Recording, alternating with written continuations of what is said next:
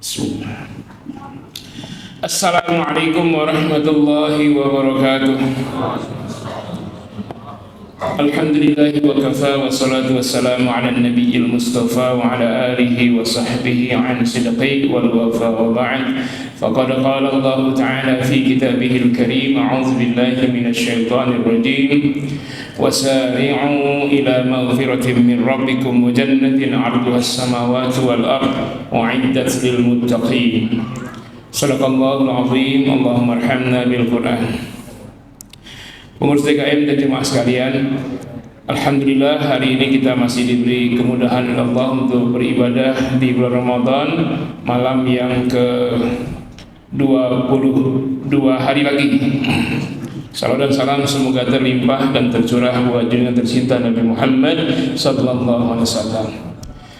Ada ungkapan yang perlu kita analisa. Kita sering mendengar, mungkin antum juga mendengar. Ada ustadz yang sering berkata, jangan katakan masuk surga karena amal solehmu, semata-mata masuk surga karena rahmat Allah. Sering ya? Nah, ini ungkapan ini sesungguhnya bersumber dari hadis Nabi, di antaranya hadis riwayat Imam Muslim di mana Rasul bersabda, la yudkhilu ahadam minkum 'amaluhul jannah wa la yujiruhu minan nar illa bi rahmatin minallah. Tidaklah memasukkan salah seorang dari kalian amalnya itu ke surga dan tidak pula menyelamatkannya dari neraka kecuali semata-mata karena rahmat Allah Subhanahu wa taala. Hadis ini memang benar, tetapi menjadi tidak benar kalau dipahami bahwa amal soleh tidak ada arti sama sekali. Bahkan seolah-olah ada yang berkata, untuk apa kita beramal di dunia kalau nanti masuk surganya semata karena rahmat Allah. Nah, ini di dalam hadis. Sebenarnya sumber hukum Islam itu yang paling utama adalah Al-Quran. Di dalam Al-Quran menyebutkan bahwa masuk surga itu karena amal soleh. Nah, sekarang kita mau apakan antara hadis dengan ayat ini? Mau kita pertentangkan, ibtidot, kita memilih salah satu. Kalau kita memilih, tentu kita memilih Al-Quran. Yang kedua, kita menjamak, mengkompromikannya. Mungkin ini yang paling sesuai, kita kompromikan. Jadi di dalam Al-Quran disebutkan, bahkan sangat telak sekali di surah An-Nahl misalnya ayat 32, Allah berfirman, udkhulul jannata bima kuntum ta'malun. Masuklah surga karena amal kamu di dunia. Karena amal. Misalnya juga dalam surah Az-Zukhruf Allah berfirman, ya, wa tilkal jannatul lati uristumuha bima kuntum ta'malun. Itulah surga yang diwariskan untuk kalian bima kuntum ta'malun, karena amal kalian. Juga misalnya dalam surat yang lain, dalam surat Wa Naza'na, dalam surah Al-A'raf ayat 93, di akhir ayat itu Allah mengatakan, laqad ja'at rusul rabbina bil haqq wa nudu an tilkumul jannah uristumuha bima kuntum ta'malun. Dan telah datang rasul kami dengan sebenarnya dan diserukan kepada mereka, kepada kalian, itulah surga kalian yang diwariskan untuk kalian karena amal-amal soleh kalian di dunia. Dalam surat Tur, juga sekali surah Al-Mursalat, Allah berfirman, kulu washrabu hani'am bima kuntum ta'malun. Makanlah dan minumlah di surga itu dengan sukacita karena amal-amal kalian di dunia. Kemudian dalam ayat yang lain disebutkan, ulaika ashabul jannah khalidina fiha jazaa'an bima kanu ya'malun. Ya, mereka itulah penghuni surga kekal di dalamnya, jazaan sebagai balasan bima kanu ya'malun, karena amal-amal soleh di dunia. Ammal ladzina amanu wa 'amilus solihati falahum jannatul ma'wa nuzulan bima kanu ya'malun. Adapun orang yang beriman beramal soleh, bagi mereka surga ma'wa nuzulan bima kanu ya'malun, karena indah turun dari Allah karena amal-amal soleh mereka di dunia. Masih banyak ayat yang lain. Wa basyiril ladzina amanu wa 'amilus shalihat anna lahum jannatin tajri min tahtihal anhar. Berilah kabar gembira pada orang yang beriman dan beramal soleh, bahwasanya untuk mereka surga-surga. Beriman, beramal soleh, surga. Beriman, dan yang kalimat alladzina amanu wa 'amilus shalihat, lalu surga, itu banyak sekali itu ayatnya. Nah, apakah kita mencukupkan dengan kalimat jangan katakan masuk surga karena amal solehmu, tetapi semata karena rahmat Allah? Ini salah dipahami oleh jemaah, berbahaya. Lalu ada yang bertanya, untuk apa kita beramal? Padahal di bulan Ramadan kita dimotivasi untuk meningkatkan amal. Mulai dari awal Ramadan, nanti mengencangkan gaspol di 20 hari, di 10 hari terakhir dengan i'tikaf. Itu amal soleh semua isinya. Tujuannya la'allakum tattaqun, agar kalian bertakwa. Apa itu takwa? Takwa itu al-imtisalu bi awamirillah wal tinabu binawahi, menjalankan semua perintah Allah, meninggalkan semua larangan Allah. Bukankah menjalankan semua perintah, meninggalkan semua larangan itu amal soleh? Dan surga itu u'iddat lil muttaqin, disiapkan hanya untuk yang bertakwa.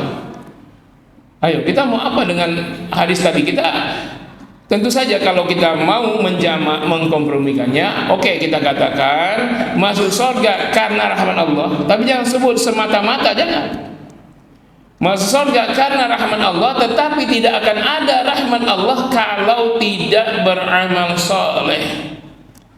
Bahkan berbagai-bagai ayat memotivasi, berbagai hadis memotivasi agar kita meningkatkan amal soleh kita. Mulai dari motivasi kecil sampai sebesar-besarnya.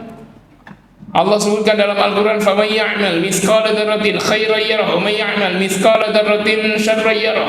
Barang siapa yang beramal kebaikan atau keburukan walaupun sekecil zarrah, corona yang paling kecil sekalipun, maka akan berbobot balasannya, dia akan lihat bobot balasannya. Dalam ayat lain, wa ma yalfidhu min qaulin illa ladaihi raqibun atid. Tidaklah satu kata kecuali dicatat oleh malaikat raqib dan atid. Satu kata saja dicatat. Bayangkan, untuk apa itu semua? Itu amal lisan loh. Dalam ceramah singkat ini, coba saya tanya antum semua, tolong jawab. Dalam ceramah ini siapa yang banyak bicara, ustadz atau jemaah? Ustadz, oke. Ketika ustadz ini bicara, suara yang terdengar ini, hatinya diam atau bicara? Kalau bicara enggak sistematis dia. Kalau diam, ini bicara hati. Tapi kalau ada suara begini, diam. Nah sekarang jemaah diam semua. Saya tanya, hatimu diam atau bicara? Yang antum bicarakan tadi 2 menit yang lalu sudah lupa sekarang. Itu dicatat. Lalu untuk apa itu semua?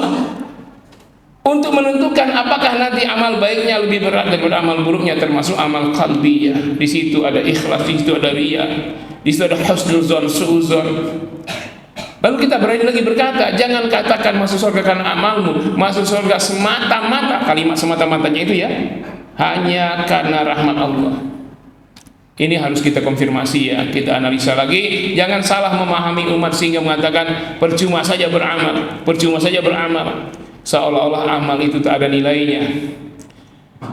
Jadi amal inilah justru buktinya orang beriman. Karena itu dalam Al-Quran dikatakan alladzina amanu wa amilus sholihat, alladzina amanu wa amilus sholihat. Itu puluhan kali dalam Al-Quran. Kalau keyakinan iman itu hanya di hati, keyakinan Allah ilahun wahidun khaliqun mudabbirun, maka iblis itu beriman, Pak. Cobalah kalau antum ketemu iblis, tanya, wahai iblis, Tuhanmu siapa? Jawabnya Allah. Adakah Tuhan selain Allah? Tidak ada. Padahal iblis sudah divonis penghuni kekal neraka jahanam, masih juga dia mengakui Allah sebagai Tuhan. Apa ada Tuhan selain Allah, wahai iblis? Tidak ada. Bagaimana sembahan orang Latta, Uzza, Mannat, Hubal, Wat, Ya'uq, Yaghus, Nasar, Trinitas, Trimurti, Tuhan bukan? Pasti iblis jawab tidak. Jangankan itu semua, Tri Astuti juga bukan. Lalu pertanyaannya, kenapa iblis menjadi tidak beriman, menjadi kafir, menjadi makhluk terkutuk? Karena dari sisi amal soleh ini iblis aba wastakbara wa kana minal kafirin. Dia tak mau, dia angkuh, dia sombong, dan dia tergolong golongan yang kafir. Jadi amal ini malah penentu. Jadi amilus sholihat, orang yang beramal soleh itu adalah syartul iman, syaratnya, tandanya dia beriman, dia beramal. Bahkan dimotivasi dalam berbagai ayat. Wasari'u, bersegeralah dalam beramal soleh meraih ampunan Allah, kalian akan segera dapat surga yang luasnya seluas langit dan bumi. Uiddat lil muttaqin, untuk orang yang bertakwa. Fastabiqul khairat, berlomba-lombalah dalam amal soleh, amal baik. Bahkan dalam surah Al-Waqiah itu panjang, ayat 10 sampai 12 diuraikan, was-sabiqun as-sabiqun, siapa yang duluan dalam amal soleh duluan masuk surga, ulaikal muqarrabun, merekalah yang didekatkan kepada Allah Subhanahu wa taala fi jannatin na'im, kekal senang tentram di dalam surga penuh kenikmatan. Terus ayat 14 terus sampai ayat 24-nya apa doanya?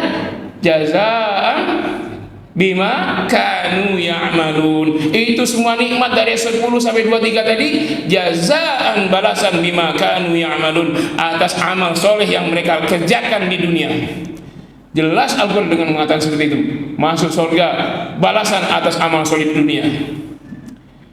Motivasi ayat yang lainnya, bahkan antum tidak usah besar-besar, kecil saja. Masalul ladzina yunfiquna amwalahum fi sabilillah kamasali habbah. Perumpamaan orang yang menginfakkan harta fi sabilillah seperti sebuah biji. Antum makan daging buahnya, lalu bijinya dimakan? Dibuang. Jangan dibuang, sedekahkan. Maksudnya tanamkan. Jadi seolah-olah sedekah kecil itu seperti biji yang sudah dimakan, manfaatnya tak ada faedah lagi. Itu disedekahkan seringan itu. Namun hasilnya jemaah sekalian, ambatat sab'a sanabil.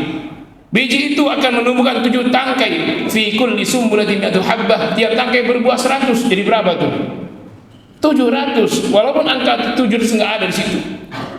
Ya, kita mengalihkan saja 7 tangkai dengan buah 100 masing-masing jadi 700. Tapi tidak dibatasi, kata Allah, wallahu yudha'ifu liman yasha, dan Allah terus-menerus melipat gandakan bagi orang yang Dia kehendaki. Jadi yudha'ifu kalau diterjemah itu melipat gandakan. Tapi ini wazannya fa'ala yufa'ilu, dha'afa yudha'ifu, maknanya istimrariyat, terus-menerus. Bukan sekali lipat ganda, terus-menerus melipat gandakan. Enggak disebut maf'ulnya apa, maf'ul uminya. Ada fi'il, ada fa'il. Wallahu yudha'ifu, yudha'ifu fi'il fa'il. Fa'ilnya kembali pada Allah. Maf'ul uminya apa? Tidak disebut. Dalam ilmu tafsir ya, dalam ilmu tafsir kalau ada maf'ul yang tidak disebut perbuatan Allah, maka maf'ulnya itu bebas. Likai tadhhaba kullu nafsin bima dhahabat, agar setiap orang bebas menafsirkan sesuai dengan penafsirannya. Sekarang saya tanya, apa yang Allah lipat gandakan terus-menerus balasannya dari orang yang berinfak fisabilillah? Apanya? Coba jawab. Siapa yang mau jawab? Apa yang Allah balas berlipat ganda terus-menerus dari orang yang berinfak fisabilillah? Apa? Keberkahan. Boleh. Wallahu yudha'ifu barakatihim, keberkahannya. Sahih. Atau ada yang mau tafsir lain? Kesehatan. Wallahu yudha'ifu sihatahum, boleh.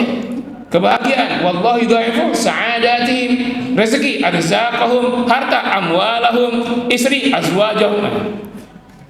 Ya bisa saja kan. Makanya boleh tidak orang berinfak fi sabilillah, punya niat, ya Allah dengan infak ini saya ingin, boleh? Ya Allah saya berinfak semoga penyakit saya sembuh, boleh? Ya Allah saya berinfak semoga anak saya jadi the best, juara umum, boleh? Boleh sesuai niatnya, asal mintanya semata karena Allah, penuh harap 100% sehingga 0 untuk makhluk. Ya, kalau untuk Allah itulah ikhlas, Pak. Jadi ikhlas itu bukan tidak berharap apa-apa. Ikhlas itu 100% sangat berharap kepada Allah, karena sudah 100% maka 0 buat manusia. Motivasi hadis banyak sekali. Beramal solehlah, Nabi menyuruh, man fattara shaiman kana lahu mithlu ajrihi, siapa yang memberi makan baik sahur maupun buka puasa orang yang berpuasa, maka semua pahalanya untuk dia, min ghairi ayang kusa ajra shaimi syai'an, tanpa mengurangi sedikit pun pahala yang berpuasa. Fattakun nar walau bitamar, kata Nabi, takutlah kamu dari jahanam walaupun dengan sepotong kurma. Itu motivasi beramal soleh, kecil-kecil semua. Walaupun dengan seteguk air, walaupun si perempuan memberi anjing minum, dia dapat berkah untuk masuk surga. Ini motivasi amal soleh banyak sekali, mas sekalian. Mari kita teruskan beramal soleh. Jangan sampai ada amal soleh kita tidak ikut di dalamnya. Kenapa Ukasha termasuk orang yang masuk surga tanpa hisab? Karena Ukasha ciri khasnya dalam amal soleh nomor 1, tak pernah ketinggalan. Apa saja jenis amal solehnya.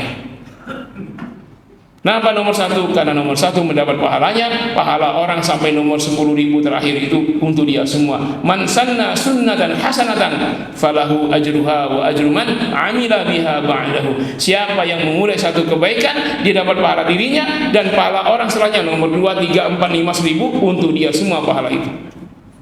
Luar biasa, apalagi setiap pahala itu bermuatan amal jariyah, maka itu untuk dia semua. Karena itu jemaah sekalian, fastabiqul khairat, berlomba-lomba dalam kebaikan, karena semua amaliyah, baik amalul qalbi, amal lisan, amal anggota tubuh, amal individual, amal sosial, semua itu akan bernilai sangat dahsyat di yaumil akhir. Jangan sampai ada yang berkata, saya tidak mau beramal takut riya. Jemaah sekalian, sepakat ulama ahlus sunnah wal jamaah, siapa saja yang tidak jadi beramal soleh karena takut riya, maka itulah riya yang sebenarnya. Kalau orang riya dia telah beramal, ini dia belum beramal sudah riya. Beramallah, walaupun mungkin ada riya, beramallah. Lawan masih riya juga, beramallah, tetaplah ikhlas, usahakan perjuangan. Masih riya juga, banyak istighfar, astagfirullahaladzim, banyak taubat, wa tubu ilaih, terus bertobat, beramal terus. Sampai kapan riyanya coba? Antum riya ke masjid 5 kali sehari, mungkin karena baju antum bagus semua, tapi antum coba terus ke masjid walaupun riya terus, istighfar terus, tapi ya seminggu masih riya, sebulan masih riya, setahun masih riya. Apa masih riya udah 2 tahun masih terus? Kan sudah hilang saja, ikhlas sudah. Atau antum masih riya juga, tetapi terhadap amal yang antum riya itu nggak ada pahala sama sekali, tetapi dari sisi lain dapat pahala. Misalnya antum memberi makan berbuka 1000 anak yatim, disebutkan nama antum, disiarkan di medsos, di TV, di layar-layar, di mading, semua di spanduk, terima kasih Bapak Dermawan, disebut namanya. Riya antum? Yes, mungkin karena riya itu antum terdapat pahala. Tetapi si yatim yang makan buka puasa, ya Allah, bapak yang memberi buka puasa, ya Allah, berikan keberkahan pada dirinya dan hartanya, sejahterakan hidupnya, bahagiakan, sakinah, mawaddah, warahmah, jauhkan anak-anaknya dari segala macam fitnah, pergaulan bebas, pacaran, fitnah, Rubicon, pembawa bencana. Jadikan anaknya soleh dan solehah, hafizun. Nah, doa anak yatim tadi itu tidak ada kaitan dengan amal dia. Dia akan dapatkan dari situ walaupun dia memberi makan tadi riya. Nah, karena itu cuma sekalian beramalah walaupun masih ada riyanya, banyak-banyak istighfar, banyak-banyak bertobat, teruskan amal soleh itu. Apalagi amal-amal soleh itu bermuatan amal jariyah. Antum kasih mobil kepada imam, kepada marbot, maka tidak kehujanan kemana-mana, kemanapun perginya imam. Tidak mungkin mobil dibawa ke tempat judi, pasti dibawa ke masjid, pasti untuk dakwah. Semua pahala imam untuk antum, semua pahala ustaz untuk antum semua. Ya, antum kasih makan anak-anak hafiz Quran, dimakan jadi daging, jadi darah, jadi tenaga, lalu dia menghafal Quran, dia jadi hafiz, jadi imam, jadi ulama, maka semua amalnya itu untuk antum yang pernah ngasih walaupun sesuap nasi yang berkontribusi menjadi secuil daging dalam tubuhnya itu, setetes darah dalam tubuhnya itu, maka amalnya untuk antum semua. Luar biasa orang yang berharta tapi cerdik dalam beramal, dia tahu di mana menempatkan hartanya. Mudah-mudahan Allah SWT memberi kita karunia untuk istiqomah beramal soleh dan wafatnya kita dalam keadaan beramal soleh, husnul khatimah. Terima kasih, mohon maaf. Wassalamualaikum warahmatullahi wabarakatuh.